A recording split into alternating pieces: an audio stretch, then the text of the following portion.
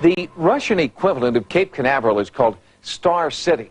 Until recently, it was closed to outsiders and jealously guarded its outer space secrets. But in the wake of Glasnost, a sightings investigative team was invited to Star City. And when we got there, the first cosmonaut we spoke with told us that he had just had an encounter with a UFO. Sightings went to investigate cosmonaut sightings of UFOs, sightings similar to those reported by American astronauts, but dismissed by American scientists. A lot of things we see in the picture from space are things we're used to seeing here in the control center down here in Houston. They're ordinary events that surround the spaceship. Pieces coming off, water dumps, pieces of ice, insulation. They're just little pieces 10, maybe 20 feet away from the camera. But within the Soviet space program, cosmonauts insist that they have seen more than just floating scraps of space junk. I think that we are not alone in the universe. I believe that someone or something of extraterrestrial origin has visited Earth.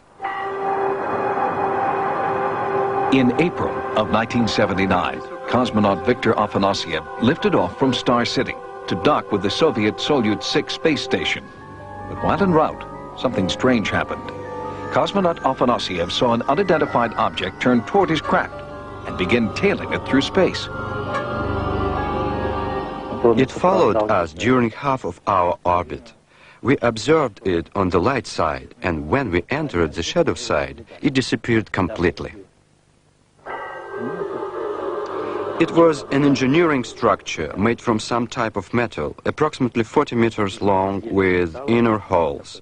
The object was narrow here and wider here, and inside there were openings. Some places had projections like small wings. The object stayed very close to us. We photographed it, and our photos showed it to be 23 to 28 meters away. In addition to photographing the UFO, Afanasyev continually reported back to Mission Control about the craft's size, its shape, and position. When the cosmonaut returned to Earth, he was debriefed, told never to reveal what he knew, and had his cameras and film confiscated. Those photos and his voice transmissions from space have never been released. It is only now, with the collapse of the Soviet Union, that Afanasyev feels he can safely tell his story. It is still classified as a UFO because we have yet to identify the object.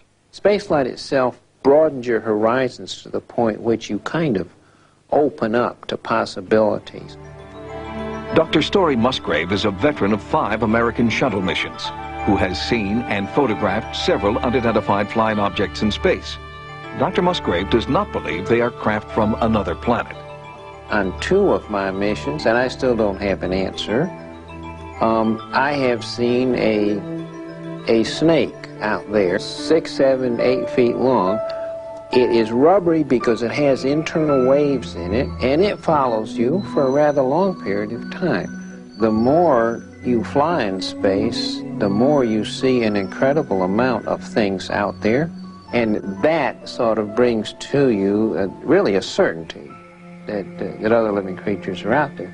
Some incredibly primitive, more primitive, some just proteins coming together, amino acids, and some just single cellular organisms, and other civilizations have been around for a million years that are doing unimaginable kinds of things.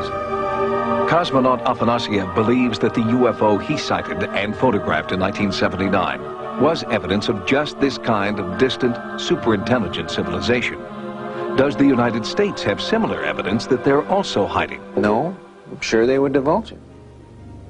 That's what NASA's all about. It's about the search for extraterrestrial intelligence. I can see no reason that that would be classified in any way, and I wouldn't let it be. I'm an astronaut, I fly in space. I have 5 flights. The second I see some, I'm going to tell somebody.